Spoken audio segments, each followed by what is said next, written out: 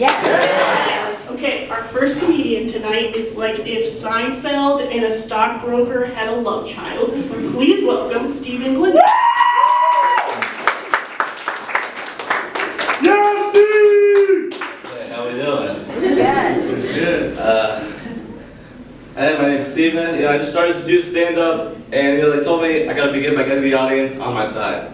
So I'm just gonna. All right, how we doing? Who here has stayed in the dorms? All right, let's see those hands. All right, this side thing isn't working. A little bit about me. I am a student here at the university. I'm 19 years old, and I've never been married. I was at a wedding a week ago, and I really like the party and the DJ. The ceremony, not so much. Granted, I didn't know the bride and groom, but while I was there, I thought about how I liked it, and thought about how I would like to get married too, and have my wedding to look the same. Maybe that's how some of our grandparents feel at funerals. Right? The heartfelt speeches, the beautiful coffin. Maybe it's an open casket. I like the way their hands are placed. I want to look like that too. Many funerals happening right now from this coronavirus. Absolutely crazy, right? Over 2,000 deaths in China alone. But hey, the good news is if you're a couple in China and have been wanting another kid, they might ban that child limit. All right, good room. I was actually reading about the coronavirus, and some signs are a runny nose, a sore throat, or coughing. And you treat it by drinking water, getting rest, or taking Advil or Tylenol. We've been getting the coronavirus our entire lives. Just in America, we call it a cold. As college students, we just call that a Tuesday. All right. We're doing good. All right. Anyone here ever stay at an Airbnb?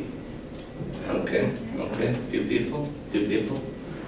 I stayed at one for the first time. It wasn't cheap. $2,300. Yeah, it turns out it was a brothel. I just thought the cleaning ladies were super into me, especially cinnamon. All right. We're doing good. Okay. Let's see.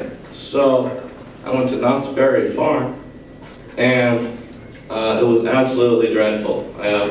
My brother insisting, we sat in the front row on every single ride. And also added like 20 minutes of waiting, which is kind of a bummer. So it was a lot of walking, be there all day. So that's why I think the roller coaster should just go one way across the park. That way you wouldn't have to walk as much. So instead of after a ride, instead of saying, wow, that was funny, you'd be like, ah, crap. I left my wallet at the beginning of the ride. Right, there's those little cubbies that we just put all of our valuables in. You put them under like a hat or a jacket. And you're like, yeah, don't get past that, right? Right? They tell you not responsible for any lost items, right? Who cares? Strap me in. Kid from high school that's pretty underage to be operating heavy machinery. Okay, all right. We're moving on. Gotta get this area to the left, maybe. Okay. So.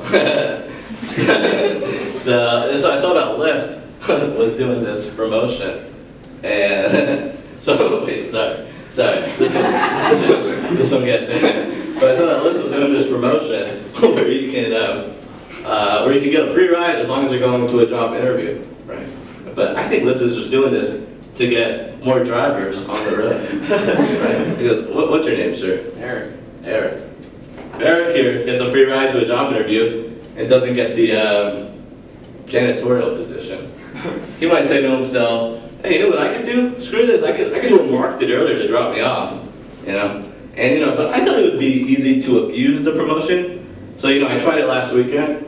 I was out and about, and I went into the Lyft app, and put in my home address, and just insisted to the Lyft driver it was for an open babysitting position.